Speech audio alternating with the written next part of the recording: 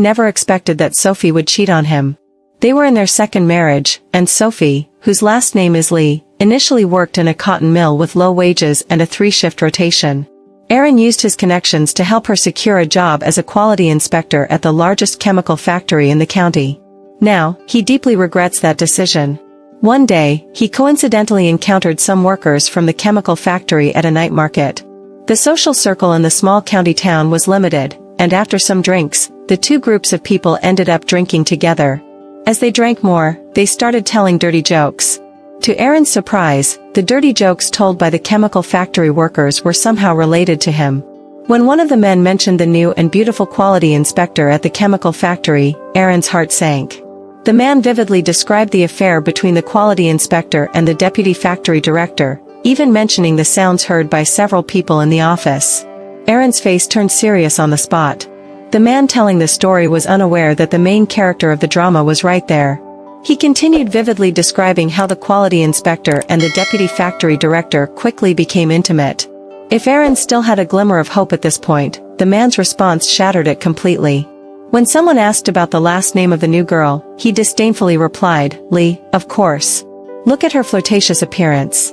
Aaron held a bottle of alcohol in his hand, contemplating whether to strike the man on the head. However, after giving it some thought, he restrained himself. The memories of being imprisoned for a year due to a previous fight were still fresh. Moreover, he considered that there might be reasons for this situation that involved himself.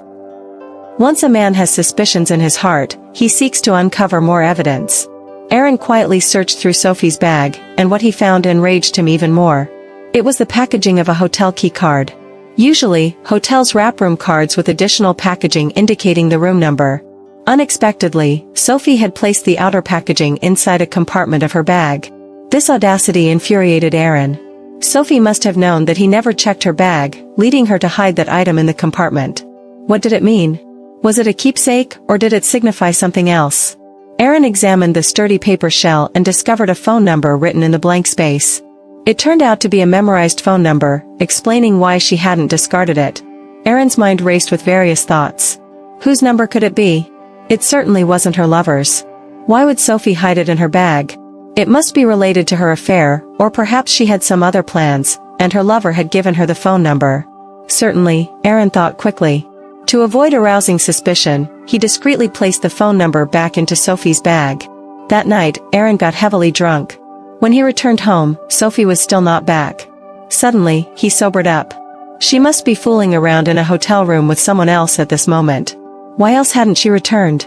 He called Sophie's phone, but it rang for a long time without anyone answering. Lying in bed, Aaron felt restless and didn't know what to do.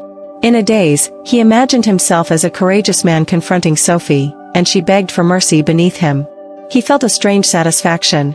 Yes, the reason Aaron hadn't exploded in anger was due to the most crucial factor: he couldn't perform. It had been the case for 2 years, but Aaron didn't feel ashamed. At his age, it was normal. Although Sophie had suggested Viagra, Aaron didn't want to use it.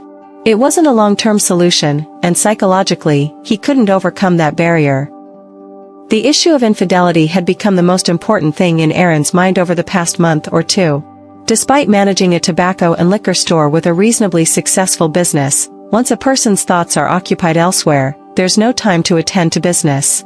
Several times, Aaron closed the shop, sitting alone and smoking in silence. He had also tracked Sophie a few times, following her to the entrance of a hotel. However, when he saw Sophie entering, Aaron lacked the courage to catch her in the act. After much contemplation, he realized a truth: he couldn't do without Sophie. It was true, Aaron had married Sophie after his divorce. Although Sophie had been married before, she was beautiful and talented, arguably an excellent catch. In a way, marrying Aaron could be considered a step down for her. Furthermore, Aaron had an elderly father who couldn't take care of himself. After Sophie came into the picture, she managed everything meticulously, caring for the old man like a daughter. There was also Aaron's daughter, soon to enter her senior year of high school. Sophie took care of her with utmost attention. Therefore, Aaron knew that if Sophie were caught cheating and they divorced, the child wouldn't be hers, the old man wouldn't be hers, and she wouldn't have to worry about anything. As Aaron thought about this, he couldn't help but feel a chill. What if Sophie was planning to initiate a divorce and had the people from the chemical factory deliberately talk about the affair to make it a smooth process? Oh God, she could be so malicious. Sweat broke out on Aaron's back at the thought, but fortunately, he hadn't fallen for her scheme. He wouldn't divorce her. Not only would he not divorce her, but he also intended to hold on to Sophie. This family couldn't do without her. Aaron had his own way of dealing with things. That night, after Sophie returned home, Aaron greeted her with a smile. Later, when she finished her tasks, he approached her from behind, saying, "Wife, I have something I need your help with." Sophie pushed him away, saying, "We've been married for so long, and you're still doing this? Spit it out." Aaron said, "The storefront next to the tobacco and liquor store is up for sale. I want to secure it first and then expand the business." Sophie, without changing her expression, asked, "Do you need money for that?" Aaron didn't expect that Sophie would actually give him some money. As a couple in their second marriages, they managed their finances separately. Aaron knew Sophie had money. In reality, there was no need to secure the adjacent storefront for the small shop. He just wanted to take Sophie's money so that in the future, if he were to stray in the marriage, he would have a reason to restrain her. When Aaron thought about these things, he felt an overwhelming sadness. Considering that he was powerless when he saw his wife entering a hotel, he hated and despised himself. However, he rationalized that it was just a moment of joy with another man, something he couldn't provide but someone else could. Why not let it be? But deep down, he couldn't swallow this bitterness. Sophie and her lover were naive. Running a hotel together, they let Aaron follow them several times. In the last instance, Aaron reported to the police, claiming that there was prostitution going on in the hotel. When the police asked for the room number, he replied, "You can check it yourselves, I'm just a concerned citizen." With that, he hung up. That night, Sophie returned very late and immediately hid in her small bedroom. Ever since Aaron had difficulties, the two had been living separately in their 3-bedroom home, Sophie in one room, their daughter in another, and Aaron with his elderly father in the third. Aaron wanted to see the look of helplessness and guilt on Sophie's face. He entered her room, and Sophie, lying under the covers, answered, "Nothing, you don't need to worry about it." Aaron couldn't have been happier inside, and he almost wanted to reply with a sarcastic remark. However, he refrained, sighed as if troubled, and then left the small bedroom. Aaron's scheming was not yet over, and then his daughter got into some trouble. During her sophomore year, she started dating a boy who performed well academically. The boy's mother visited their home and began criticizing Aaron's daughter, making her cry in distress. Sophie had just returned from work and witnessed the scene. Without hesitation, she engaged in a heated argument with the boy's mother. Sophie was skilled in quarreling, and after a few rounds, the boy's mother fled in defeat. Sophie brought their daughter into the house, comforting her with a gentle demeanor, and the tearful daughter emerged with red eyes. To be honest, at that moment, Aaron was grateful to Sophie. He genuinely appreciated the capabilities of this woman. Since he couldn't handle it himself, why not let someone who could? That evening, Aaron bought some groceries. He wanted to warmly pull Sophie back while she was under the influence of alcohol, without revealing the true purpose, and see if Sophie would change her mind. If that worked out, it would be a win-win situation. Aaron was moved by himself, almost wanting to pat himself on the back and praise himself for being the first person in history to endure such hardships.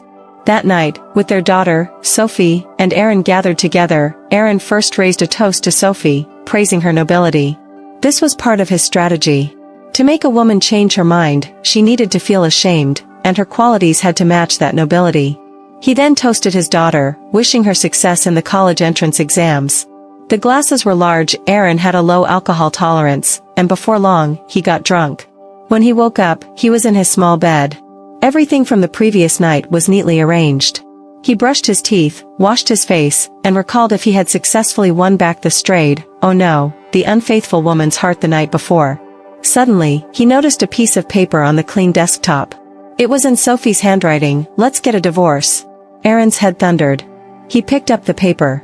In black and white, it was indeed a divorce letter. He slapped himself.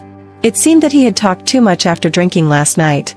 Sophie took advantage of the situation, feeling embarrassed. This wife could no longer stay. Aaron felt that all his tolerance had been ruined by a night of drinking. Aaron spent the morning lost in wild thoughts, feeling that he had done everything within his power. He had endured to such an extent, considering himself the epitome of endurance. He thought, why bother? Clenching his teeth, he decided to proceed with the divorce. At noon, his daughter called and began shouting at Aaron over the phone. Who gave you the right to accuse my mom of having an affair? Aaron gave a bitter smile and said, My dear, there are things that are beyond one's control. When you grow up, you'll understand. His daughter persisted, You go and apologize to my mom, make it clear. After I finish classes, I'll call her to confirm. Over the years, from junior high to high school, his daughter had come to see Sophie as her mother. In her eyes, Sophie was the best mother, and there was no way she could be unfaithful. Aaron smiled wryly again and said, Okay, I'll go. In his heart, he did want to have a clear conversation with Sophie, but he didn't want to make a scene. He planned to talk rationally, then proceed with the divorce, while thanking Sophie for her efforts over the years. He believed he had done everything he could. Fully committed, indeed, fully committed. Aaron wished he could find someone to write down these words and give them to himself. The chemical factory was quite large, and the gatekeepers refused to let him in. They were only responsible for notifying the person sought. Aaron originally thought of mentioning Sophie's name, but suddenly he thought, he couldn't afford to lose this person. So, he fabricated a reason, claiming he was responsible for delivering something to a new female colleague in the inspection department, and her last name was Lee. He portrayed the female colleague as someone quite serious and old-fashioned. The gatekeepers laughed, and one of them jokingly said, Oh, that one, Vice Factory Director Luz. Haha. A simple laugh made Aaron feel extremely embarrassed. The gatekeepers made the call, and Aaron sat in the communication room waiting. After a short while, a beautifully made-up woman stood in front of Aaron and asked, Are you looking for me? Aaron was confused. Stammering, he asked, What's your name? The woman seemed impatient and replied, I'm Taylor. Speak up, who's sending me something? Aaron stood up, looked at Taylor, and asked, Are you new here? Taylor nodded and added, I came last month. Who are you? You talk too much. Aaron wanted to smack himself. With desirable positions in the inspection department, many people wanted to get in. How did he not think of this? Sophie had been there for about half a year, but he still thought she was new. It seemed that he had messed things up himself. Aaron eventually found Sophie, and she was inside that hotel. However, it wasn't a scene of catching her in an affair. Sophie was studying in the hotel's conference room. She hadn't told Aaron that she had enrolled in a part-time accounting course at a tutoring center.